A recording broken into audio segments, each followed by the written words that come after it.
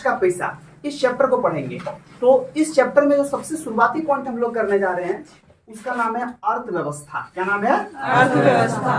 ध्यान से समझना है आपको कि अर्थव्यवस्था है क्या। तो राष्ट्रीय आय समझने से पहले हमको अर्थव्यवस्था समझना पड़ेगा। कल हम समझे थे अर्थशास्त्र क्या है, आज समझेंगे अर्थव्यवस्था क्या है।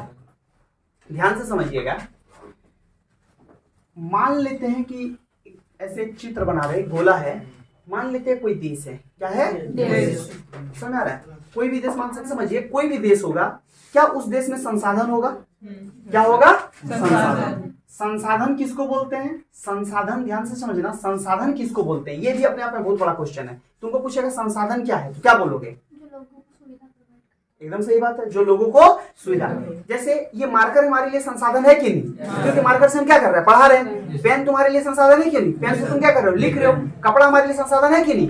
पहन रहे हैं। ठीक है, अब ध्यान समझना, हो सकता है जो एक आदमी के लिए संसाधन हो वो दूसरे आदमी के लिए संसाधन नहीं हो। जैसे तुम एक चीज बता रहे हैं, क्या हवाई जहाज हम लोग के लिए संसाधन है? क्या है? हम लोग नहीं चढ़ सकते, जबकि अमीर लोग के लिए है कि नहीं? वो लोग तो प्राइवेट रहता है, अपना प्राइवेट है ना, उसी से एकदम जाता आता है। बताओ, क्या फॉर्च्यूनर हमारे लिए संसाधन है? क्यों नहीं है? पैसा नहीं। हम लोग पैसा नहीं चढ़ सकते। देखो उसके लिए फॉर्च्यूनर है, लेके आना तुम एक दिन, है ना। किसको बोलेंगे? ध्यान समझना।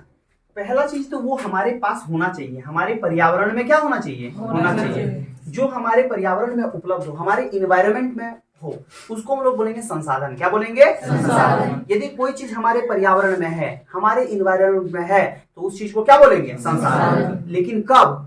यदि वो हमारे पर्यावरण में हो, साथ में हमारी आवश्यकता की पूर्ति करता हो। किसकी? आवश्यकता, मतलब हमारी नीड्स को फुलफिल करता हो, जैसे जो हमारी जरूरत को पूरा करता हो। तो संसाधन क्या है? संसाधन हमारे पर्यावरण में उपलब्ध प्रत्येक वस्तु, हमारे पर्यावरण में उपलब्ध प्रत्येक वस्तु जो आर्थिक रूप से संभाव्य और सांस्कृतिक रूप से मान्य है और जो हमारी आवश्यकता की पूर्ति करता है, वो संसाधन है। और जब इतना बड़ा परिभाषा बोल दी, तुम ही बोल दोगे, इसमें कोई बड़ा बात नहीं है। ज्योग्राफी का ये है। संसाधन क्या है? तो हमारे पर्यावरण, मतलब हमारे यहाँ उपलब्ध होना चाहिए, जो हमारी जरूरत को क्या करे? पूरा करना चाहिए। दूसरा चीज, जो आर्थिक रूप से संभाव्य हो, मतलब जिसको हम पैसा से खरीद पाए, जिसके लिए हमारे पास अर्थव्यवस्था हो। अब समझ लो, हवाई जहाज है कि नहीं हमारे पर्यावरण में? है। क्या वो हम खरीद पाएंगे? तो क्या हमारे संसाधन होगा? नहीं होगा। तीसरा चीज, जो सांस्कृतिक रूप से मान्य हो। किसके लिए? सांस्कृतिक रूप से मान्य हो। अब ध्यान से समझना तुम, जैसे हम लोग जो हिंदू है, तो गाय का मीट खाता है? नहीं। तो गाय का मीट क्या नहीं बिकता है? बिकता है विदेश में। तो क्या वो हमारे लिए संसाधन है? नहीं है। क्यों नहीं है? क्योंकि सांस्कृतिक रूप से मायने नहीं है। आप समझ में आया लॉजिकली? तो पूरा परिभाषा कब होगा? हमारे पर्यावरण में उपलब्ध हो, हमारी आवश्यकता की पूर्ति करता हो। तीसरा क्या हो जाएगा? जो सांस्कृतिक रूप से मायने, सांस्कृतिक रूप से मायने हो। सांस्कृतिक रूप से क्या होना चाहिए? मायने होना चाहिए। और आर्थिक रूप से क्या होना चाहिए? संभाव्य। और आर्थिक रूप से संभाव्य, तो वो एक क्या है? संसाधन है। तो क्या बोलेंगे? ठीक है, रिसोर्स क्या है? संसाधन क्या है?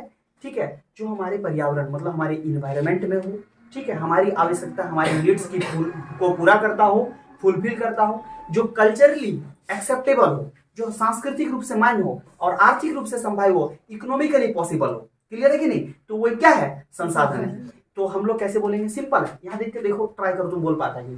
हमारे पर्यावरण में उपलब्ध प्रत्येक वस्तु, नहीं बोल पा रहे हैं, जो हमारी आवश्यकता की पूर्ति करेगा, जो सांस्कृतिक रूप से मान्य है, आर्थिक रूप से संभाव्य है, वो एक संसाधन है। कितना आसान था कि नहीं? साधन होगा। तो संसाधन किस रूप में होता है? या तो वस्तु के रूप में होता है, या तो सेवा के रूप में होता है। क्योंकि इसके बाद हम जीडीपी पढ़ाने वाले हैं, और जीडीपी तब तक समझ में नहीं आएगा जब तक वस्तु और सेवा समझ में नहीं आएगा। और तुमको तो पता है वस्तु क्या है? अरे पता है कि नहीं? क्या है वस्तु? हाँ, वेरी गुड। जिसको छुआ जा सके, देखो हम इसको छू दिए थे, क्या हो गया? हम इसको छू दिए थे, क्या हो गया? जो इसको छू देंगे वो वस्तु। ठीक है, तो वस्तु किसको बोलेंगे? जिसको छू सकते हैं। क्या कर सकते हैं? फिर सेवा क्या है? जिसको छू नहीं सकते हैं। एक नंबर परिभाषा की नहीं। जैसे हम तुमको पढ़ा रहे, तुम छू के दिखाओ तो कहाँ पढ़ा रहे, कैसे पढ़ा रहे? हमको तुम छू लोगे, मेरा पढ़ाई तो छू के दिखाओ तो। डॉक्टर सुइया दे रहा है, सुइया तो को छू दोगे, लेकिन डॉक्टर जो इलाज कर रहा है उसको छू के दिखाओ तो कर पाओगे? नहीं।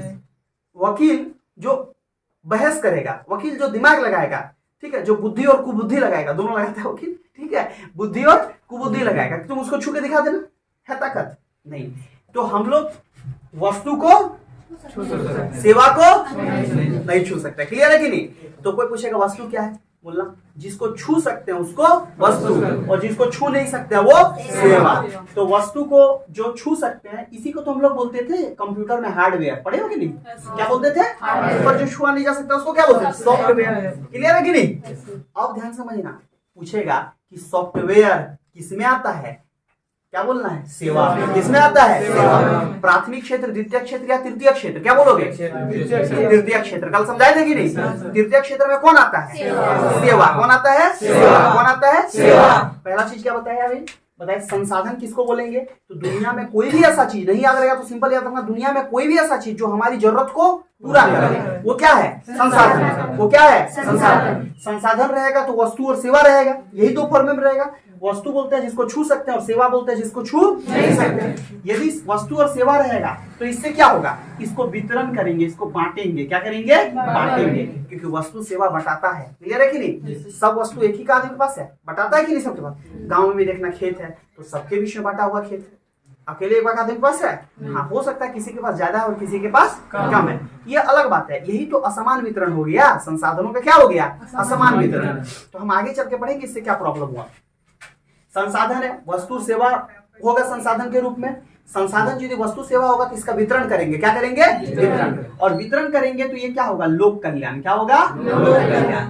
तो हम कल बताए थे कि लोक कल्याण का अर्थव्यवस्था चीज है, बताए थे कि नहीं। तो अर्थव्यवस्था स्टार्ट होता है पैसा से, संसाधन से, और खत्म होता है लोक कल्याण में। क्या खत्म होता है, और फिर रिटर्न होते रहता है। फिर क्या होते रहता है, रिटर्न होते रहता है। कोई कंफ्यूजन नहीं आता है, ध्यान से समझो। अर्थव्यवस्था है क्या, अर्थव्यवस्था एक भौगोलिक क्षेत्र है। कैसा क्षेत्र है, भौगोलिक क्षेत्र। क्योंकि कुछ सीमा होगा और जहां भी पॉलिटिकल बाउंड्री आएगा, जहां भी सीमा आएगा तो भौगोलिक क्षेत्र होगा। कैसा क्षेत्र होगा, भारत का मैप है कि नहीं, तो कुछ भौगोल का क्षेत्र है भारत में।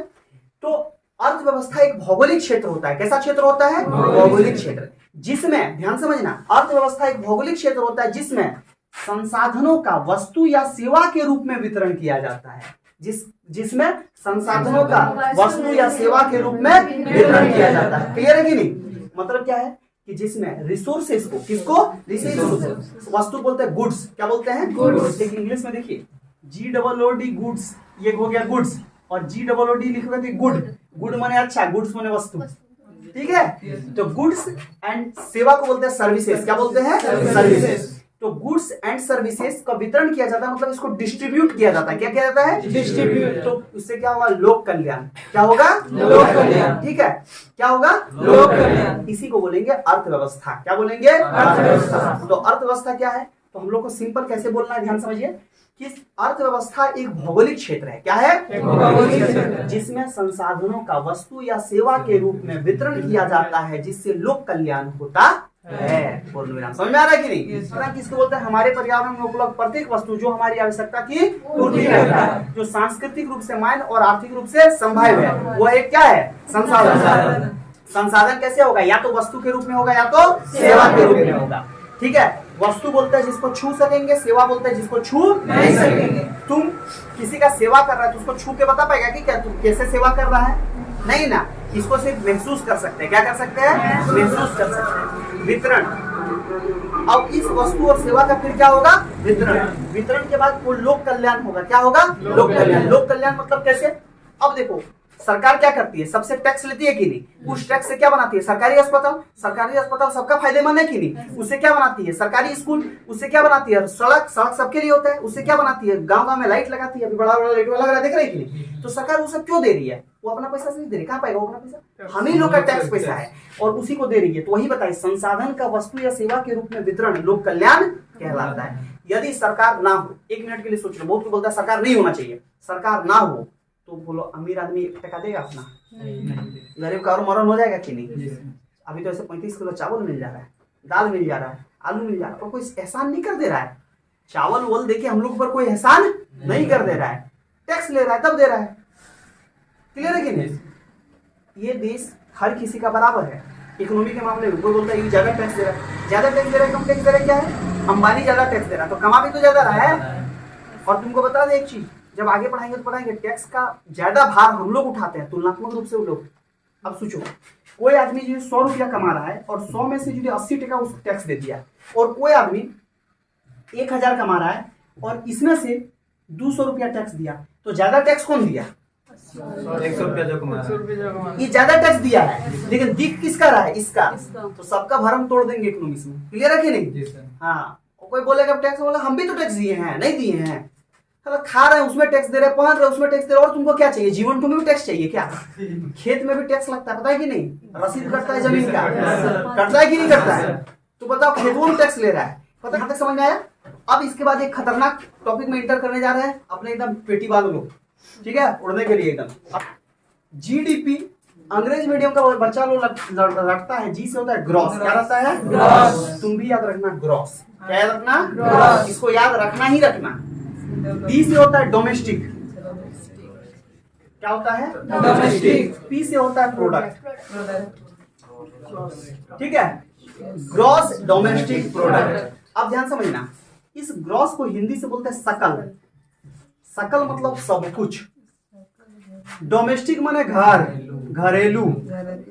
प्रोडक्ट माने उत्पाद। इसका नाम से पता चल रहा है सब कुछ जो घर के अंदर उत्पाद हुआ है। तो हमारा घर कहाँ है? भारत। कहाँ है? भारत। तो भारत का जब जीडीपी पूछेगा तो भारत देश के अंदर, मान लो ये सर्कल भारत है, क्या है? भारत। तो भारत के अंदर जितना भी उत्पादन होगा सब क्या कहलाएगा? जीडीपी। क्या कहलाएगा? जीडीपी। ध्यान समझना, भारत देश के अंदर जितना भी उत्पादन होगा सब क्या कहलाएगा? जीडीपी। क्या कहलाएगा? जीडीपी। क्या कहलाएगा? जीडीपी। यहाँ पे समझ में आ रहा है? अब उत्पादन होगा कैसे? अब ध्यान समझना, मान लो हम यहाँ पढ़ा रहे हैं श्री श्याम कोचिंग सेंटर, तो हम भी तो कुछ उत्पादन कर रहे हैं। अरे हम भी तो कुछ उत्पादन कर रहे हैं। मान लो हम ज्यादा नहीं, महीना में 100 का उत्पादन कर रहे हैं, 100 कुछ भी मान लेते हैं, 100 रुपया, कम ही मानता था कि जोड़ने में आसान हो। हम कितना उत्पादन कर रहे हैं? 100 रुपया। क्लियर है? यहाँ तक? मान ले भारत में रिलायंस भी है, और रिलायंस कंपनी है। रिलायंस मान लेते हैं 1000 का उत्पादन कर रहा है। कितना का? 1000। टाटा भी है, हाँ। टाटा मान लेते हैं 800 का उत्पादन कर रहा है। हम ही मान रहे हैं, एग्जैक्ट डेटा नहीं है, मेरा औकात नहीं कि हम रिलायंस से हम 10 गुना कम, रिलायंस हम लोग से 1000 गुना ज्यादा कमाता होगा, है ना? ये मान रहे हैं, क्या कर रहे हैं? माना हुआ डाटा है। टाटा मान लो 800 का उत्पादन कर रहा है। कितना का? 800। सैमसंग नाम सुने? हाँ सर। हैं? Yes sir. सैमसंग टीविया बनाता है रे, मोबाइल बनाता है। मान लेते हैं सैमसंग 600 का उत्पादन कर रहा है। कितना का? 600 का। ठीक है, ध्यान से समझना, थोड़ा सा स्लिप हुआ कि पिछड़ के गिरेगा। हम बराबर बता रहे हैं, एकदम ध्यान से, एकदम ध्यान एकदम बनाए रखो। यहाँ पे सैमसंग 600 का उत्पादन कर रहा है। अब मान लेते हैं कि यहाँ से पिंटू बोला ना भारत में हम काम नहीं करेंगे, इसको विदेश में नौकरी मिल गया, चल गया विदेश। कहाँ चल गया? विदेश। और पिंटू विदेश में जाके 200 कर दिया उत्पादन। कितना कर दिया? जा सकता है, क्या बड़ा बात है? इस तरह भारत में बहुत सारा कंपनी होगा, बहुत सारा चीज बनाने वाला होगा, तो सब लेना, उदाहरण लेना पॉसिबल नहीं। समझो यहाँ पे। अब यदि पूछेगा कि भारत का जीडीपी क्या है, क्या पूछेगा? तो हमारा देश का सीमा आ गया कि नहीं? सीमा के भीतर कितना उत्पादन हुआ? 100, 1000, 1100 हो गया, 1900 और 2500। तो इसका मतलब हमारे देश के अंदर कितना उत्पादन होता है? 2500। तो इसका मतलब है कि 2500 हमारा क्या है? जीडीपी। समझ आ रहा है कि नहीं? 2500 हमारा क्या है? जीडीपी। जीडीपी। ध्यान समझना। अब कोई कोई क्या करता है, पिंटू बाहर कमाने गया तो दूसरा देश में जाकर उत्पादन कर रहा है, तो इसको जीडीपी में जोड़ेंगे नहीं। जीडीपी में अपना देश वाला टर्म के जोड़ा जाता है। क्लियर है कि नहीं? वो भी 1 साल के लिए। कितना के लिए? 1 साल के लिए। तो 1 साल में चीजों को जोड़ेंगे तो वो जीडीपी में आएगा। किस में आएगा? जीडीपी। तो जीडीपी मतलब सकल घरेलू उत्पाद, घर के अंदर जो होगा। तो नाम सुना होगा कहीं पे जीएनपी। जी से तो वही होगा सकल, एन से होता है नेशनल, नेशनल मतलब राष्ट्रीय। क्या होता है? राष्ट्रीय। और पी से प्रोडक्ट मतलब उत्पाद, वही होगा। तो सकल राष्ट्रीय उत्पाद। ध्यान से समझने वाला बात है। अब जब राष्ट्र बोलेगा, अपना देश का बोलेगा, तो सोचो क्या हम अपने देश के हैं कि नहीं? तो ये वाला अपना देश का पैसा हो गया। क्या रिलायंस देश का है कि नहीं? तो ये देश का हो गया। टाटा देश का है कि नहीं? देश का हो गया। क्या सैमसंग देश का है? नहीं है, कोरिया का है। क्या का है? कोरिया। तो सैमसंग जो कमाएगा, भले मेरी जीडीपी में गिनती आएगा, लेकिन समन्वय लेके चल जाएगा, अपना पैसा लेके चल जाएगा कि नहीं? तो इसका पैसा हमारे जीडीपी में जुड़ेगा, जीएनपी में। तो जीएनपी में क्या जुड़ेगा? ये वाला देखो 1100 और 1900 रुपया, यहाँ से कितना जुड़ गया 1900, यहाँ से 1900 जुड़ा, और ये पिंटू वाला जाके जुड़ जाएगा कहाँ पे, भले पिंटू दूसरा देश में कमाया लेकिन देशवा में अपने पैसा भेजेगा कि नहीं, अपना दीदी को भेजेगा, हम लोग को भेजेगा, तुमको भी भेज देगा, लो तुम 50 टका सिंघाड़ा खा लेना। समझ आ रही कि नहीं? तो इसका मतलब जीएनपी हो गया 2100, कितना हो गया 2100। लॉजिकली समझ रहे हो? जीडीपी जीएनपी क्या होता है समझे? Yes sir. अब देखो इसी को कैसे बोलता है, बोलता है किसी भी देश के अंदर एक वर्ष में उत्पादित अंतिम वस्तु और सेवा के मूल्य के योग को जीडीपी कहते हैं। क्या कहते हैं? हम बोल यही वाला कहते हैं।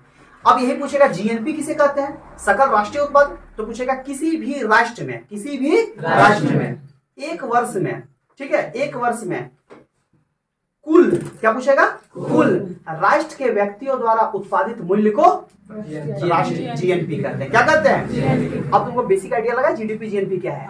बेसिक चीज पता चला कि नहीं पता चला? हाँ, अब थोड़ा उड़ने के लिए तैयार हुआ, बेल्ट बांधा, चलो अब उड़ाते हैं। यहाँ तक समझ में आया? क्या बनाओ? थोड़ा सा ग्राफ ज्यादा बनाना पड़ेगा है ना, ताकि जीवन भर याद रहे। चित्र बनाना है। अब लिखो दो, लिखो सुपर एजुकेशन क्लासेस, ठीक है, मेरा ही कोचिंग दोनों है ना। उत्पादन कर रहा है मान लो 50 का, कितना कर रहा है 50। टाटा कंपनी मान लो उत्पादन कर रहा है 800 का, ठीक है। सैमसंग उत्पादन मान लो कर रहा है 1200, बट टाटा से ज्यादा थोड़ा करवाएंगे, मेरा मन था जितना करवाना उतने कराएंगे। जियो मान लो उत्पादन कर रहा है 1000 का, कितना का 1000 का। मान लो बीसीसीएल उत्पादन कर रहा है 500 का, कितना कर रहा है 500। हमारे देश से बाहर काम करने चल गया, ये अपना देश है, क्या है अपना देश, अपना देश। और हमारे देश से बाहर चल गया दूसरा देश, और मान लो चल गया, कोई भी चला गया, मान लेते हैं ओएनजीसी कंपनी, तेल वाला कंपनी चल गया है ना, ओएनजीसी, ठीक है। और ये वहां जाके उत्पादन कर दिया 100 का, कितना कर दिया 100। पिंटू चल गया, सब लोग अपना अपना नाम लिख लो, है ना, सब लोग अपना अपना लिखना, खुश हो जाएगा कि हम विदेश गए हैं, ठीक है। क्या 300 का उत्पादन कर दिया, लो हमारे में उत्पादन करा दिया, कितना का 300। अब ध्यान से समझना, इस केस में यदि पूछा जाए जीडीपी, क्या पूछा जाए जीडीपी, तो इस केस में जब जीडीपी पूछेंगे तो ध्यान समझना है, तो जीडीपी क्या होगा, तो देखो यहाँ पे super education classes 50, Tata company 800, Samsung 600, जियो 1000 और बीसीसीएल 500। सबको क्यों जोड़े जीडीपी में? क्योंकि इसलिए जीडीपी में सबको जोड़ा जाता है क्योंकि बोलते हैं अपने देश के सीमा के भीतर, बस देश के सीमा के भीतर जितना भी वस्तु या सेवा का उत्पादन होगा सब आएगा जीडीपी में। किसमें आएगा? जीडीपी में। तो जीडीपी हमारा कितना हो गया, टोटल जोड़ देंगे तो कितना हो गया? पक्का 1521, 21, 8, 29, 29, 50। वाह, कौन बोला था? कितना हो गया? यदि ध्यान समझना, ये जीडीपी हो गया, क्या हो गया? अब जीडीपी की जगह यदि हमें पूछे जीएनपी, क्या दे दे? हमको जीएनपी निकालने बोल दे, क्या निकालने बोल दे? तुम इसके नीचे लिखोगे, ठीक है, जीएनपी निकालने बोल दिए तो क्या सुपर एजुकेशन क्लासेस वाला 50 आएगा? टाटा का 800 आएगा? सैमसंग का 600 आएगा? नहीं आएगा। हाँ, कोरिया का है तो जियो का 1000 आएगा, उसका बीसीसीएल का 500 आएगा, ओएनजीसी का 100 आएगा, है, और पिंटू का 300 आएगा। तो टोटल जोड़ देंगे तो कितना हो जाएगा? जोड़ो, कितना होगा? 2750 हो गया कि नहीं? तो ध्यान से समझना, कितना हो गया? 2750। अब देखो ये जीएनपी है, क्या है? जीएनपी। और ये क्या है? जीडीपी। क्या है? जीडीपी। यहाँ तक समझ में आ रहा है? तो किसी भी देश का जीडीपी ऐसे मतलब हम लोग बता सकते हैं। एक चीज और यहाँ समझने वाला बात है, जीडीपी में पहुंचे थे उसके आगे बढ़ते हैं। हम अभी जीडीपी में 3 बात बताए किसी देश के अंदर, किसी देश के अंदर मतलब उसकी एक भौगोलिक सीमा होगी, देश होगा और भौगोलिक सीमा होगा। क्या होगा? सीमा। फिर पढ़े कि अंतिम वस्तु, क्या पढ़े? अंतिम वस्तु और सेवा का मूल्य, अंतिम वस्तु और सेवा का मूल्य, अंतिम वस्तु और सेवा का मूल्य। पढ़े कि नहीं पढ़े? कि अंतिम वस्तु सेवा के मूल्य को क्या कहते हैं? जीडीपी। यहाँ पे देखो देश तो समझ में आ रहा है कि कोई भी भौगोलिक सीमा होगा, क्या होगा? भौगोलिक सीमा। अंतिम मतलब क्या होता है? लास्ट वाला जोड़ेंगे। आप कैसे, ध्यान से समझना। मान लो कि कोई किसान है, ये किसान गेहूं उगाया, क्या उगाया? गेहूं। तो ये कुछ उत्पादन किया कि नहीं किया? ये किसान गेहूं तो बेच देगा 5 रुपया में। कितना बेचा? 5 रुपया, मान लो 5 रुपया में बेचा। अगला इसको कौन लेगा? व्यापारी लेगा। और वो लेके आटा पिसा लिया। क्या पिसा लिया? आटा पिसाने के बाद 5 रुपया में वो खरीदा था और आटा पिसाने के बाद अपना कुछ प्रॉफिट जोड़ा और मानते हैं कि वो 8 रुपया में बेचेगा। कितना में बेचेगा? अब इस 8 रुपया से इस आटा को कौन ले गया? Biscuit company. अरे कुछ भी मान सकते हैं। बिस्कुट कंपनी कौन ले गया? जैसे बिस्कुट कंपनी लेगा तो इस 8 रुपया के आटा को ये क्या करता है? बिस्कुट कंपनी जैसे बनाता है तो ये कितना? 200 रुपया। मान लो 200 रुपया का आटा मल्टीप्लायर हो गया है ना। अब ध्यान से समझना। अब यदि हम ध्यान समझो, जीडीपी में बात किया, अंतिम मूल्य को जोड़ना है। अंतिम मूल्य मतलब इसको जोड़ना है। और यदि सबको जोड़ेंगे तो देखो यहाँ से 5, यहाँ से 8, यहाँ से 200, तो कितना आ जाएगा? 213 आ जाएगा कि नहीं? क्या आ गया? 213। लेकिन सिर्फ अंतिम को जोड़ेंगे तो कितना आएगा? 200। तो इसलिए जीडीपी में क्या जोड़ा जाता है? अंतिम मूल्य। क्योंकि देखो इस 5 रुपया में जब ये बेचा तो 8 रुपया, तो ये 5 रुपया तो यहाँ इंक्लूड है कि नहीं है? और ये जब 200 में बेचा तो ये 8 रुपया इंक्लूड है कि नहीं है? इसलिए जीडीपी में हमेशा अंतिम मूल्य को जोड़ा जाता है। क्या जोड़ा जाता है? अंतिम मूल्य। बीच वाला को जोड़ा नहीं जाता। लेकिन एक नया तरीका भी हो सकता है। लोग बोला कि इसमें दिक्कत होता है तो एक नया तरीका क्या निकाला गया? ध्यान समझना कि शुरुआत में मान लो गेहूं 5 रुपया में बिका। कितना बिका? 5 रुपया। तो बोला ठीक है, ये 5 रुपया हो गया। क्या हो गया? अब देखा ये आटा कितना बिका? 8 में। तो इसको पूछा कि आप गेहूं कितना में खरीदे थे? तो ये बोला 5। तो दोनों में डिफरेंस कितना का गया? 3 गया कि नहीं गया? अब ध्यान समझ लो, ये 3 कितना गया? 3। तो ये डिफरेंस जो गया उसको यहाँ जोड़ दिया। क्लियर है? ध्यान समझना बात जो बोल रहे हैं। अब इसको बोला कि आप कितना में खरीदे थे? तो ये बोला 8। कितना में खरीदे थे? तो 200 में कितना घट जाएगा? 192। 200 में 8 घट जाएगा। तो 8 घट जाएगा तो यहाँ कितना बचेगा? 192।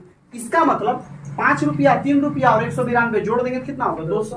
तो इस तरह का जब जोड़ते हैं तो इसको बोलते हैं वैट। क्या बोलते हैं? Value added tax.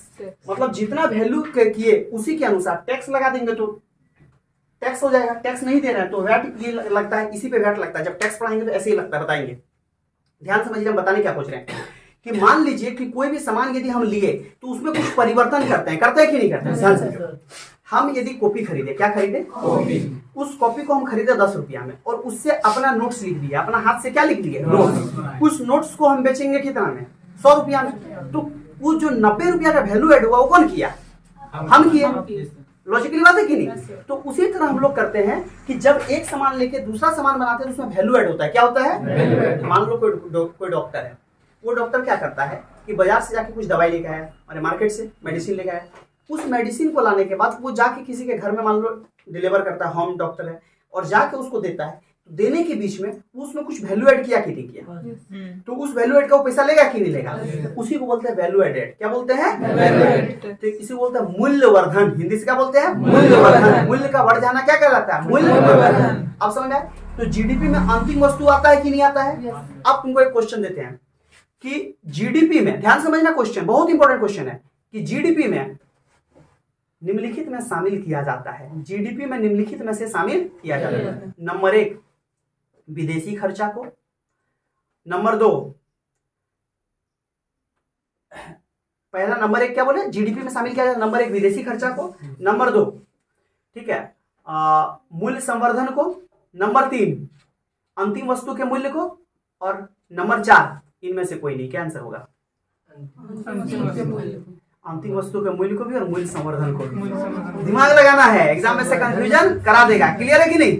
तो हम इसलिए बार बार समझा रहे हैं क्योंकि क्वेश्चन इसी से उठाएगा। आपको लग रहा है ये परिभाषा है, क्वेश्चन क्या देगा? क्वेश्चन ऐसे देगा कि जीडीपी में निम्नलिखित में से किसे शामिल किया जाता है? नंबर 1 वस्तु एवं सेवा के मूल्य को। दूसरा देगा वस्तु एवं सेवा के अंतिम मूल्य को। तीसरा देगा केवल सेवा के मूल्य को। चौथा देगा केवल वस्तु के मूल्य को। तो क्या मारिएगा? वस्तु एवं सेवा के अंतिम मूल्य को। क्यों बार बार हम बोल रहे हैं अंतिम अंतिम? तब से बोल रहे कि नहीं? 1 वर्ष के भीतर, 1 वर्ष के भीतर, क्योंकि क्वेश्चन इसी से फंसाएगा और बच्चा गलती करके आएगा गलती करके। और आने के बाद क्या बोलता है? सर हवे नहीं रहेगा क्वेश्चन। हम बोले लाओ मेरा नोट्स, लाओ मिला, देखो ये क्वेश्चन तो यहाँ था। तो बोलता है अरे गड़बड़ा गया, दांत तो भी दे देगा, हो गया क्या दिक्कत? क्लियर है कि नहीं? तो ये समझ में आया? ये सिर्फ परिभाषा समझाई होता है। लोग पूछेगा जीडीपी कितना तरह का होता है? तो 2 तरह का होता है। एक जो जीडीपी होता है इसको हम लोग बोलते हैं वास्तविक जीडीपी।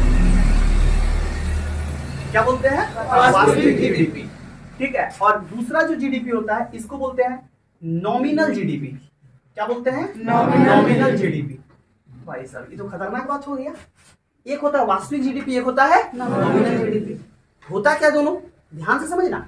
अच्छा, वास्तविक जीडीपी को इंग्लिश से भी थोड़ा याद रख लो, रियल जीडीपी। कोई बोलते हैं इंग्लिश से रियल जीडीपी तो आपको बताने का जरूरत, और नॉमिनल को नॉमिनल ही लिखते हैं। नॉमिनल को यदि लिख देगा नाम मात्र का तो गड़बड़ा जाएगा, वैसे नहीं लिखना है, नॉमिनल ही लिखो। एग्जाम में भी क्या लिखेगा? नॉमिनल। और नाम मात्र का लिख देगा तो गड़बड़ा जाएगा।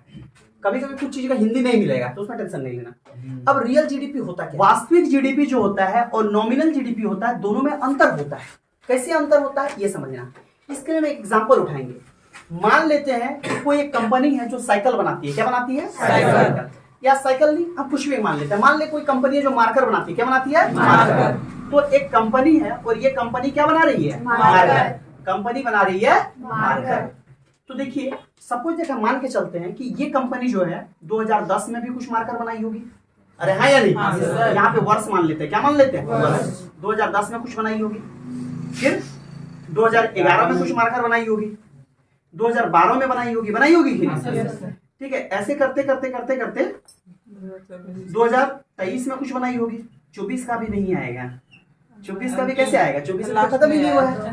और एक चीज हम ये मान रहे हैं, ये फिक्स डेटा नहीं है, सिर्फ समझाने के लिए। क्लियर है कि नहीं? अब इसी को फिक्स नहीं मान लेना कि 2010 में इतने दाम था, ये मान लिया। अब क्या दिक्कत है? रखना उतना थोड़े, समझना है जीडीपी निकलता कैसे।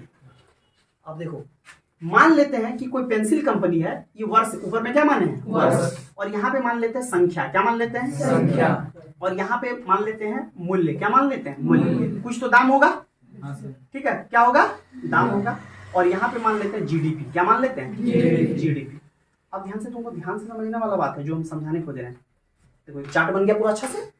2010 में मान लेते हैं कि कोई कंपनी है जो 6 मार्कर बनाई। कितना बनाई? 6 मार्कर। कितना बनाई है? 6 मार्कर। 2011 में 7 को बनाया। क्या को बनाया? 2012 में 5 को बनाया। इस तरह बढ़ते बढ़ते 2023 में 8 को बनाया। कितना बनाया? 8 को। अब ध्यान से लॉजिकली समझना है। मूल्य शुरुआत में धीरे धीरे दाम बढ़ा कि घटा, ये बताओ। बढ़ते रहा है। मान लेते हैं कि 2010 में एक मार्कर का दाम 5 रुपया था। कितना था? तो 6 को मार्कर का दाम कितना होगा? 30। सिंपल मैथ है। 6 को मार्कर का दाम 30। मान लेते हैं कि अगला साल मार्कर का दाम हो गया 7 रुपया, 8 रुपया, कुछ मान 7 रुपया। कितना हो गया? 7। तो कितना हो गया? 7 7 50। अगला साल मार्कर का दाम हो गया 10 रुपया। कितना हो गया? 10। तो 10 बचे 50।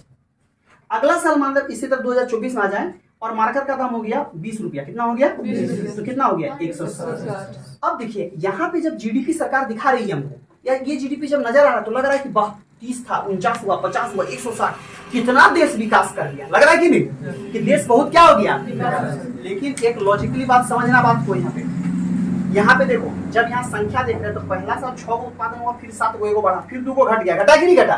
तो यहाँ पे जीडीपी क्या हुआ? कम आना चाहिए था, लेकिन क्या बढ़ता हुआ दिख रहा है कि नहीं? क्या दिख रहा है? क्यों बढ़ा? क्योंकि मूल्य बढ़ा। क्या बढ़ा? मूल्य बढ़ा। इसका मतलब महंगाई बढ़ गया। क्या बढ़ गया? समझ में आ रहा है कि नहीं? तो इस जीडीपी को महंगाई, और जब महंगाई के कारण कोई जीडीपी बढ़े, किसके कारण? महंगाई के कारण जब जीडीपी दिखता हो तो उसको बोलते हैं हम लोग नॉमिनल जीडीपी। क्या बोलते हैं? Nominal GDP. ये हमारा नॉमिनल जीडीपी है। कौन सा जीडीपी है? Nominal GDP. नॉमिनल जीडीपी किसको बोलते हैं? ध्यान से समझ लेना फिर कि देखो, महंगाई बढ़ा है, यहाँ पे संख्या नहीं बढ़ा, लेकिन क्या बढ़ा? महंगाई। और महंगाई बढ़ने से क्या हो गया? जीडीपी बढ़ गया। इसको क्या बोलेंगे? Nominal GDP. क्या बोलेंगे? Nominal GDP. इसमें एक चीज है कि नॉमिनल जीडीपी देखो कैसे निकालेंगे। संख्या प्लस उसी साल का दाम, संख्या प्लस उसी साल का दाम। क्लियर है कि नहीं? जिस साल का संख्या ले रहे हैं, उत्पादन ले रहे हैं, उसी साल का क्या ले रहे हैं? दाम ले रहे हैं। तो ये निकलता है नॉमिनल जीडीपी हमेशा निकलता है चालू वर्ष में। किसमें निकलता है? चालू वर्ष। समझ में आ रहा है कि नहीं? नॉमिनल जीडीपी किसमें निकलता है? नॉमिनल जीडीपी चालू वर्ष में। यदि 2023 का जीडीपी कोई पूछे तो 2 तरह से जीडीपी निकलेगा। एक जीडीपी कैसा होगा? नॉमिनल। तो नॉमिनल जीडीपी में 2023 का जीडीपी में कौन साल का पैसा से गुना करेंगे?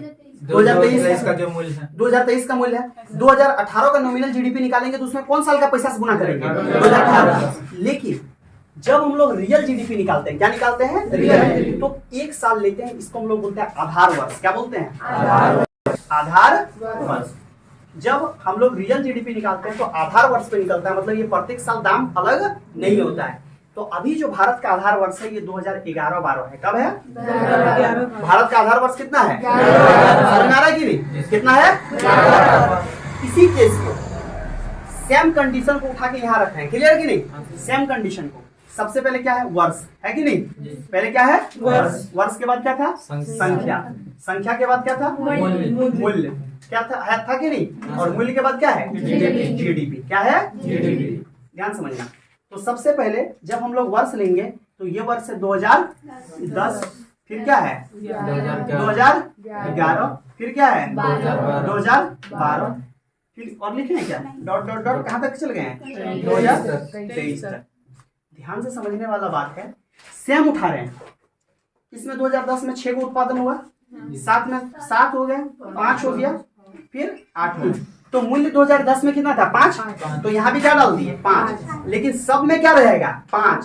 क्यों सब में 5 रहेगा? क्योंकि जो आधार वर्ष है, जो जब हम लोग निकालते हैं रियल जीडीपी, क्या निकालते हैं? तो आधार वर्ष का ही मूल्य सब साल लेते हैं, इसमें मूल्य चेंज नहीं होता है। क्लियर है कि नहीं? अब मल्टीप्लाई करो, 6 पचे 30, 7 पचे 5 पचे 8 पचे 40। अब तुम देखो रियल जीडीपी जब निकला तब और जब नॉमिनल जीडीपी निकला तब अंतर है कि नहीं है? रियल जीडीपी कहाँ 30 दिखा रहा था, इसमें 49 बढ़ गया, बढ़ा कि नहीं? 35 हुआ, घटा नहीं 35 हुआ। देखो यहाँ पे 49 का 50 यहाँ बढ़ता हुआ दिख रहा था, लेकिन यहाँ 35 का 25 घटता हुआ दिख रहा है। तो रियल जीडीपी रियल बात बताता है। क्लियर है कि नहीं?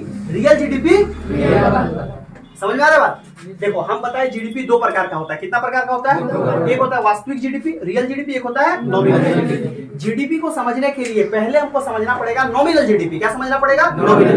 नॉमिनल जीडीपी जब भी निकालता है तो चालू वर्ष में निकालता है। किसमें निकालते हैं? जैसे 2010 का नाम लिखे, 2011 का नाम लिखे, 2012 का नाम लिखे, क्लियर है कि नहीं? लेकिन जब भी रियल जीडीपी निकालेंगे तो चालू वर्ष नहीं रहेगा, क्या रहेगा? आधार वर्ष। क्या रहेगा? भारत का आधार वर्ष अभी क्या है? इतना याद रखना, पूछ लेते एग्जाम में कि भारत का आधार वर्ष क्या है? 2011। क्या जीडीपी का भरम टूटा? अरे जीडीपी माइंड में घुसा? जीडीपी में अब तकलीफ होगा क्या? जीडीपी कितने प्रकार का? कौन कौन?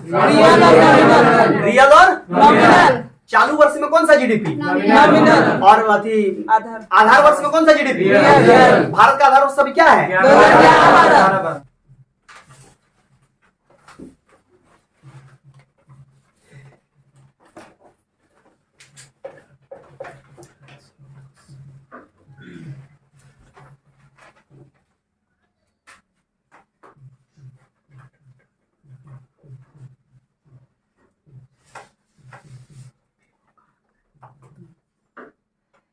वीवो भारत का कंपनी है ना, ठीक है।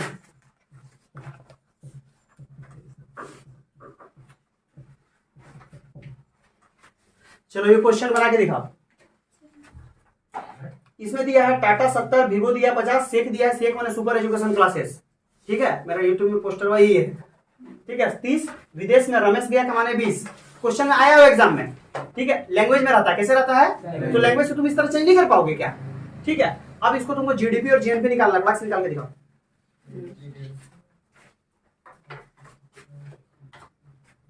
हो गया सर। जीएनपी 120 और जीडीपी 150। इसमें बोलते कलम उठाने का भी इसमें जरूरत है क्वेश्चन में हैं? लेकिन तुम लोग उठाओ, नोट्स बनाओ। अभी उठा के नोट्स बना लिया तुम? अच्छा, बस इसका जीडीपी कैसे निकलेगा? तो देखो टाटा कंपनी कितना कमाया? 70। कितना कमाया? 70। वीवो कितना गया? 50। सेक कितना किया? 30। तो कितना हो गया? 150। तो इसका जीडीपी क्या हो गया? 150। समझा कि नहीं? क्या हो गया जीडीपी? 150। क्यों जीडीपी? जीडीपी में सबको जोड़ते हैं। जीडीपी में क्या करते हैं?